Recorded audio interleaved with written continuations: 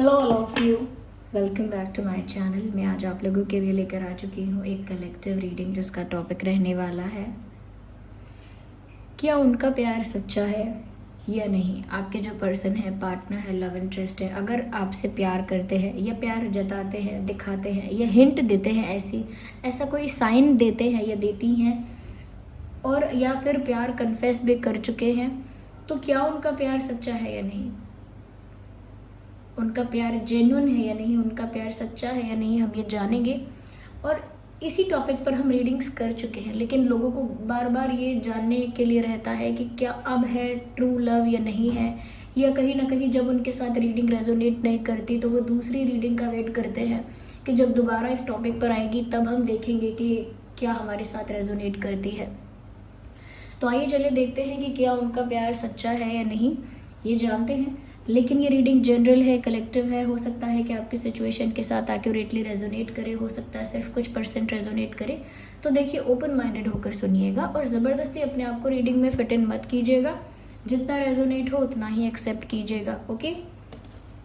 और आप सभी लोग मुझे कमेंट्स में बताइए कि आप सब कैसे हैं, क्या चल रहा है आपकी लाइफ में, और किन टॉपिक्स पर आप रीडिंग्स देखना चाहते हैं। अगर ज़्यादा लाइक होगा आपका कमेंट, या ज़्यादा आपके जैसा ही कमेंट बाकी लोगों ने किया होगा, तो फिर डेफिनेटली उस पर रीडिंग बनाएंगे, ओके। और आप अपने एक्सपीरियंसेस भी कमेंट बॉक्स में शेयर कर सकते हैं। अगर कोई क्वेश्चन ऐसा है जो कहीं ना कहीं आप स्पिरिचुअलिटी को लेकर पूछना चाहते हैं या किसी और एस्पेक्ट को लेकर पूछना चाहते हैं, तो आप पूछ सकते हैं। इफ़ यू थिंक कि मैं उसको रीडिंग में आंसर कर सकती हूँ, then definitely you should ask. अपना एक्सपीरियंस भी शेयर कीजिए, अपना फीडबैक भी दीजिए, this is very important.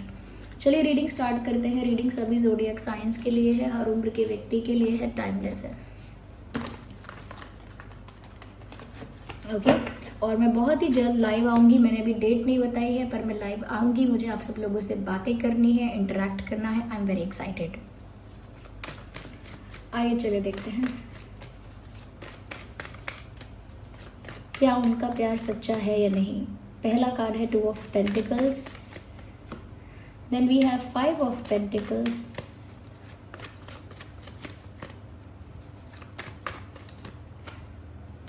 Hierophant. Okay, I need 1 card not 2, साथ में आया है ये कार्ड, ओके। नो,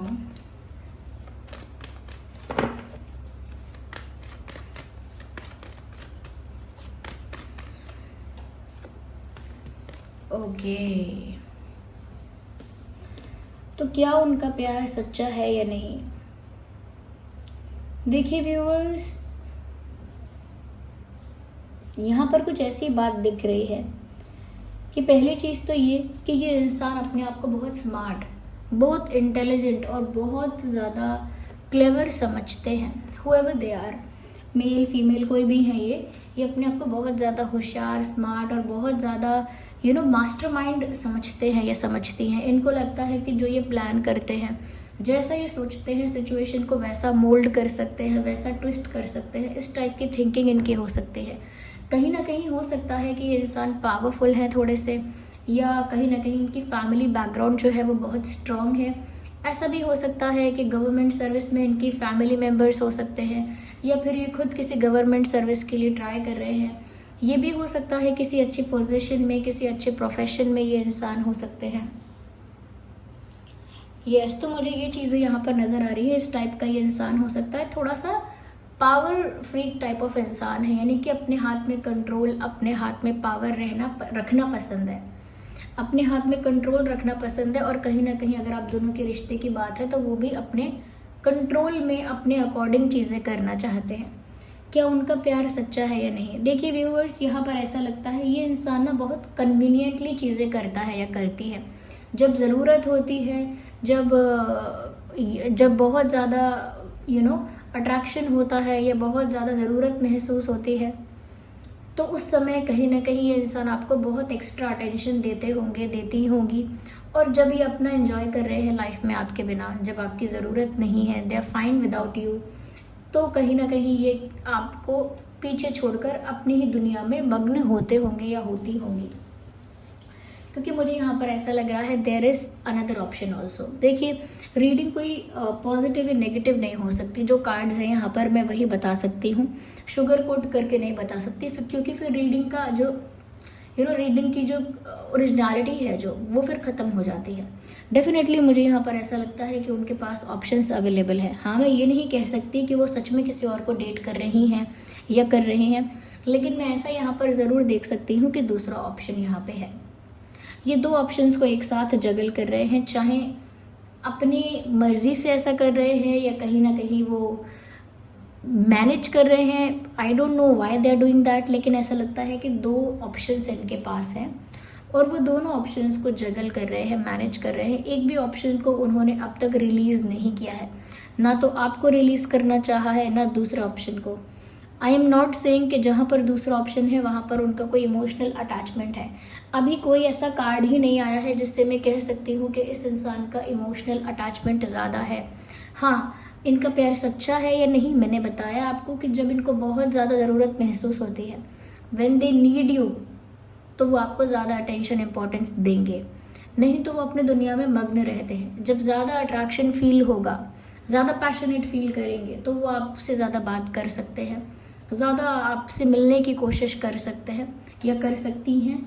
पर जब कहीं ना कहीं उनका एक्साइटमेंट डाउन हो गया या वो बोर हो गए या कहीं ना कहीं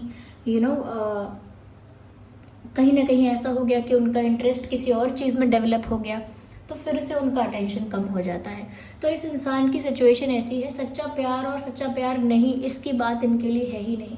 यहाँ पर बात इनकी है ऑन एंड ऑफ। इस इंसान का मूड के अकॉर्डिंग प्यार हो रहा है। इस इंसान का, इस पर्सन का, हुएवर दे आर, इस पर्सन का ना मूड के अकॉर्डिंग, मन के अकॉर्डिंग या अपनी सिचुएशन के अकॉर्डिंग या अपनी कन्वीनियंस के अकॉर्डिंग कि उनके लिए क्या कन्वीनियंट है। आज आपसे बात करना, आज आपके साथ जाना, आज आपको टाइम देना कन्वीनियंट है तो मिलेगा आपको टाइम। अगर वो कहीं सच में बिजी हैं, कुछ और एक्साइटिंग, कुछ और एडवेंचरस, कुछ और एंटरटेनिंग कर रहे हैं, देन शायद फिर वो उस समय आपको उतना इंपॉर्टेंस, अटेंशन नहीं देते हैं। तो इनके लिए प्रायोरिटी अलग अलग है।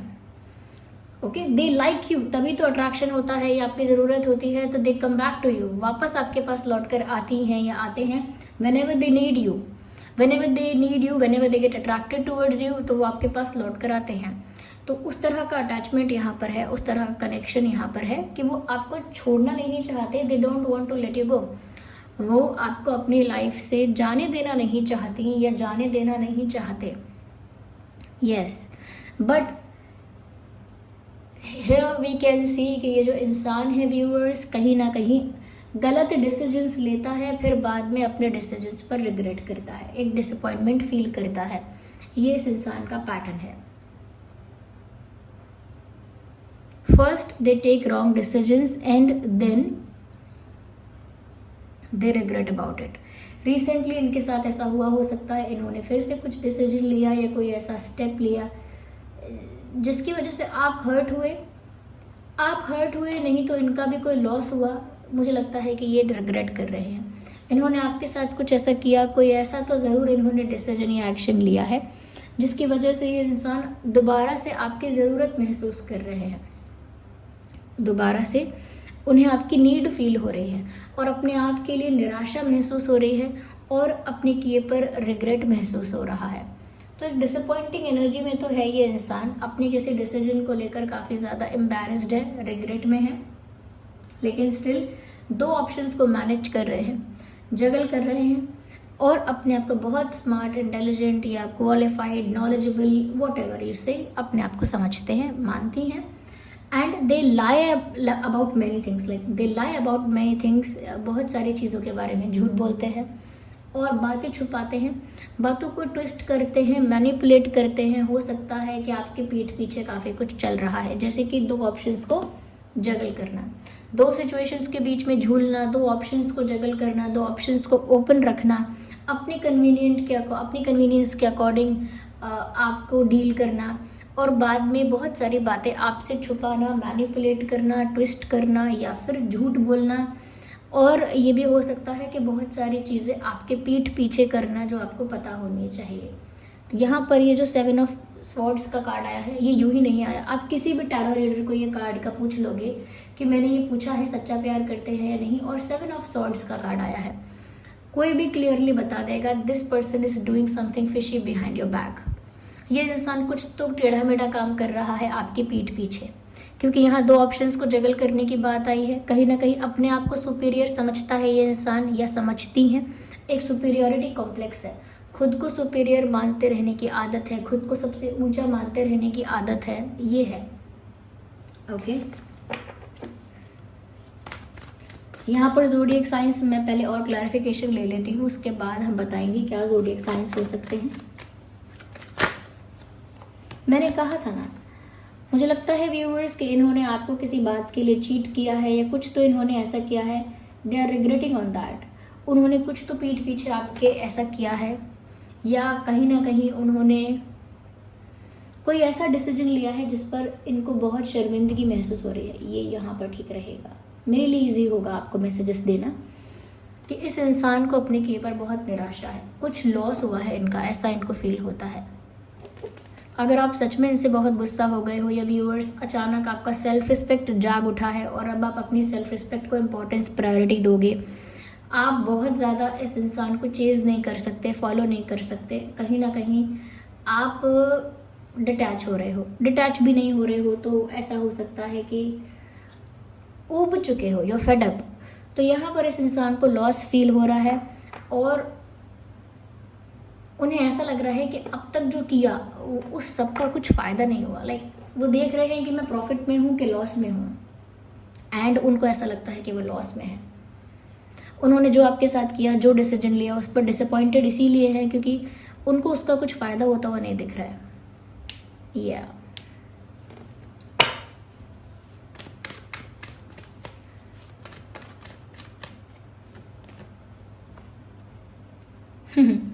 अगर वो अपने आप को सुपीरियर समझते हैं व्यूअर्स, तो अब आप भी अपनी सेल्फ रिस्पेक्ट को इम्पोर्टेंस देना स्टार्ट कर चुके हैं।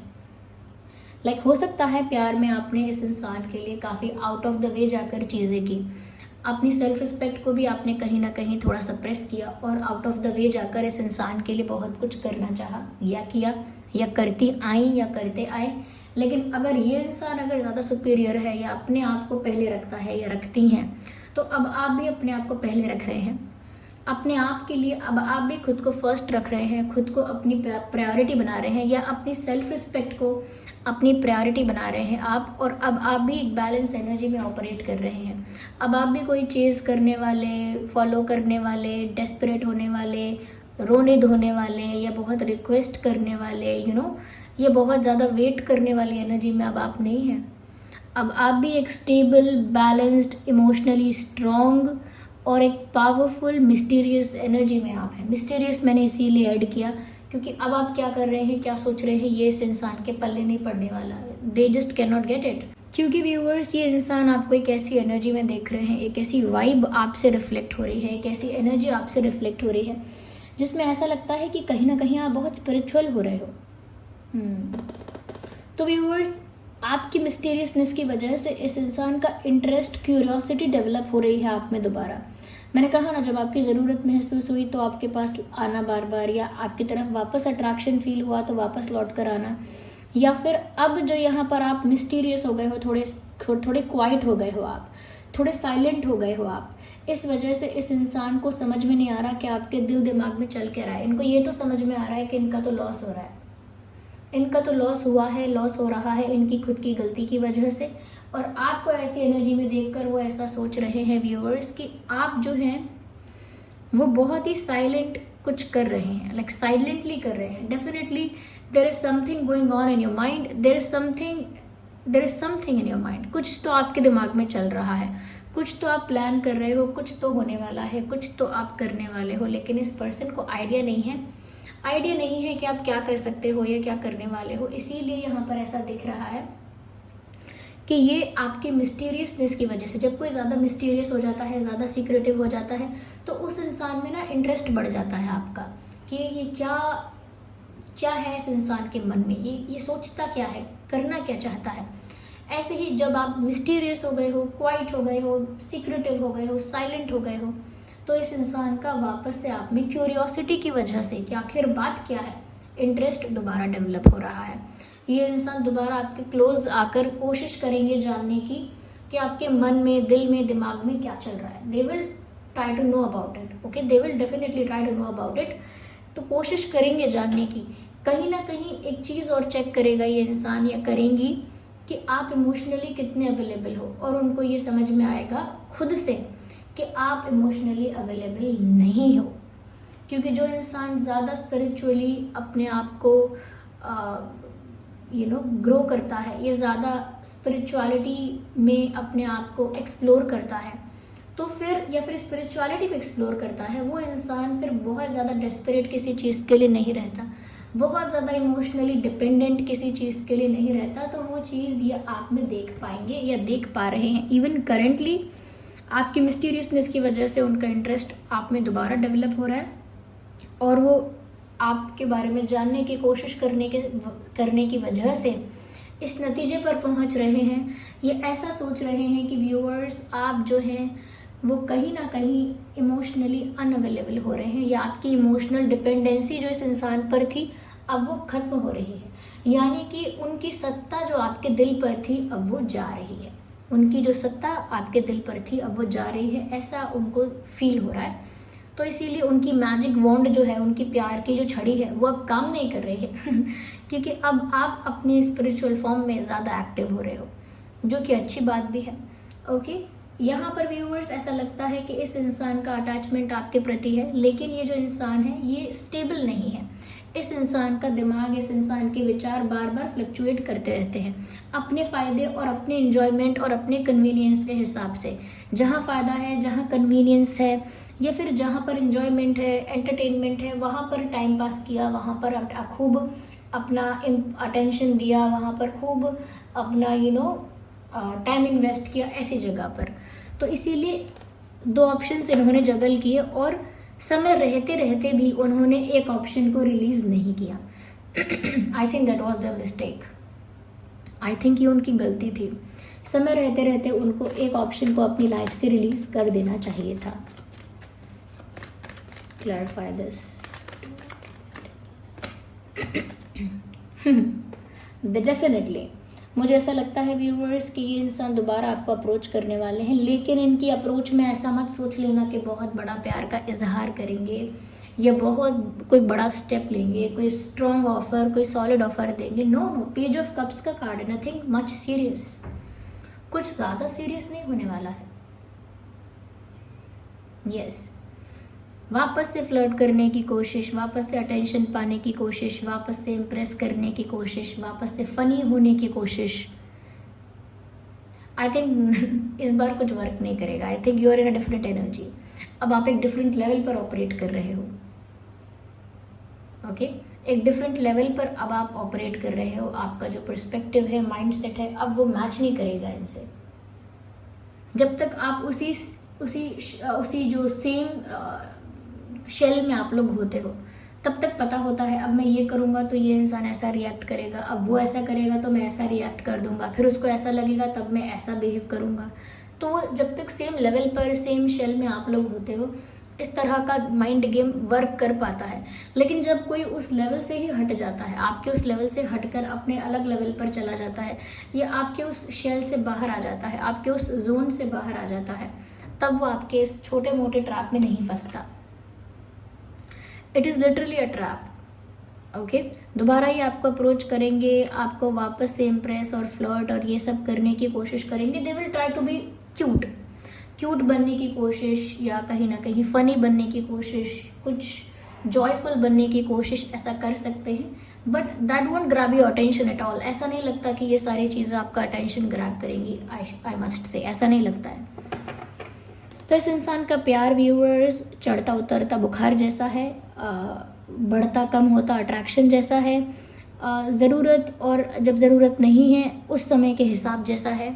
तो इनका प्यार ना अटैचमेंट है लेकिन दृढ़ता नहीं है, अटैचमेंट है लेकिन सीरियसनेस नहीं है, अटैचमेंट है लेकिन एक डेडिकेशन, एक डिवोशन अपने प्यार के लिए, उसकी कमी है यहाँ पे। Clarify the 7 of Swords. Definitely उन्होंने कुछ आपसे छुपाया है, उस बात से भी इनको डर लगता है, पर ये दोबारा आपको अप्रोच करने वाले हैं। यहाँ पर भी पेज ऑफ कप्स का कार्ड है, यहाँ पर पेज ऑफ पेंटिकल्स का कार्ड है। ये दोबारा आपको डेफिनेटली अप्रोच करेंगे, लेकिन वैसे बात करके दिखाएंगे जैसे कुछ नहीं हुआ।